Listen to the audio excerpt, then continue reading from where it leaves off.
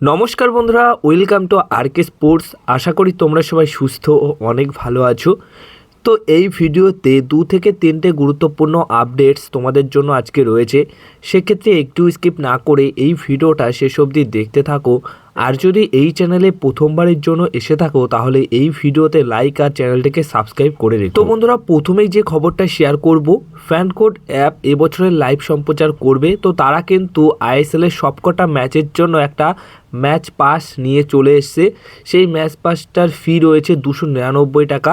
299 টাকা পে করলে fan code অ্যাপে তোমরা সব ম্যাচ লাইভ দেখতে পারবে। এবং প্রতিটা ম্যাচের জন্য যদি এক একটা করে ম্যাচ তোমাদের দেখতে হয় তাহলে এক একটা করে ম্যাচ দেখতে গেলে 9 টাকা করে পে করতে হবে। তাহলে এক একটা করে ইচ্ছা মতো তোমাদের পছন্দের ম্যাচ সেগুলো দেখতে পারবে। আর তাছাড়া তোমরা যারা এতদিন ধরে আমাদের ভিডিও দেখে আসছো তারা সবাই জানো যে অন্য পদ্ধতিতে কিভাবে ম্যাচ দেখতে হয়।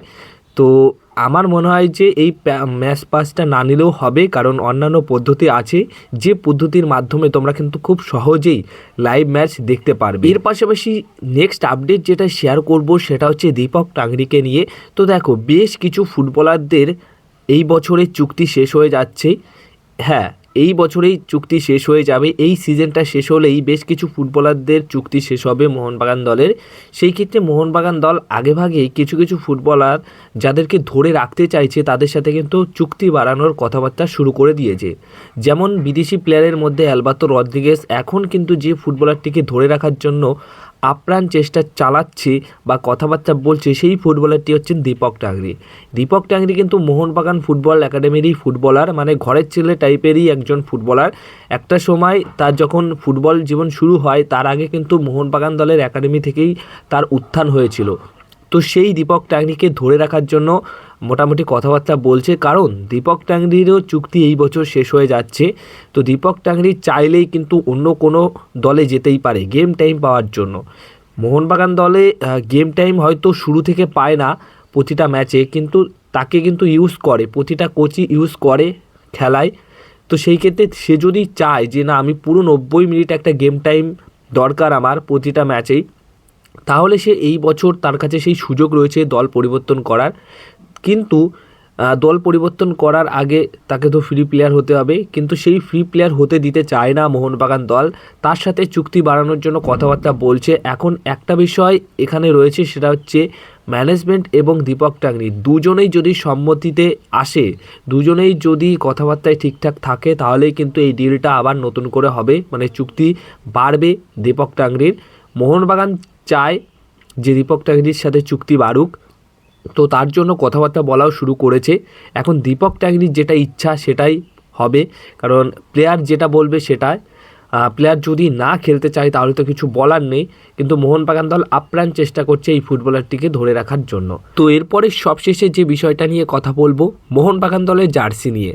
মোহনবাগান দলের নতুন ডিজাইনের জার্সি কি এই বছর মোহনবাগান দল নিয়ে আসবে?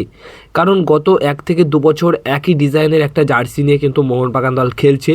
হোম অ্যাওয়ে যে ডিজাইনের জার্সি ছিল সেই ডিজাইনেরই জার্সি নিয়ে মোহনবাগান দল খেলছে। সামান্য কিছু পরিবর্তন এসছে, কিন্তু আহামরি সেরকম পরিবর্তন আসেনি। বিষয়টা হচ্ছে, তাহলে কি এবছর নতুন কোনো ডিজাইনের জার্সি পরে আইএসএলের অভিযান শুরু করবে মোহনবাগান দল?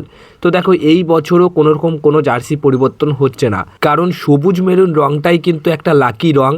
তো সবুজ মেরুন রঙে জার্সি পরে, মানে সবুজ মেরুন রং বলেই আমরা মোহনবাগানকে চিনি, জানি, মায়ের সমান ক্লাব হিসেবে সম্মান করি। তো সেই সবুজ মেরুন রং এতটাই লাকি, যার কারণে কিন্তু অনেক অনেক সাফল্য অলরেডি মোহনবাগান দলের ক্লাব ঝুড়িতে রয়েছে। কিন্তু বন্ধুরা, বিষয়টা হচ্ছে যে এমন একটা ডিজাইনের জার্সি মোহনবাগান দল এটা উন্মোচন করেছিল, সেই জার্সিতেও কিন্তু অনেক সাফল্য এসছে। তাই জার্সি ডিজাইন বেশি পরিবর্তন করতে চায় না ম্যানেজমেন্ট, যার কারণে এই বছরও কোনো পরিবর্তন আসছে না জার্সিতে। আগামী বছর জার্সির ডিজাইনে অবশ্যই পরিবর্তন আসতে পারে, নতুন জার্সি উন্মোচনও হতে পারে, কিন্তু এই বছর এই সেম জার্সি নিয়েই মোহনবাগান দল তাদের আইএসএল অভিযান শুরু করবে বা আইএসএলটা শেষ করবে।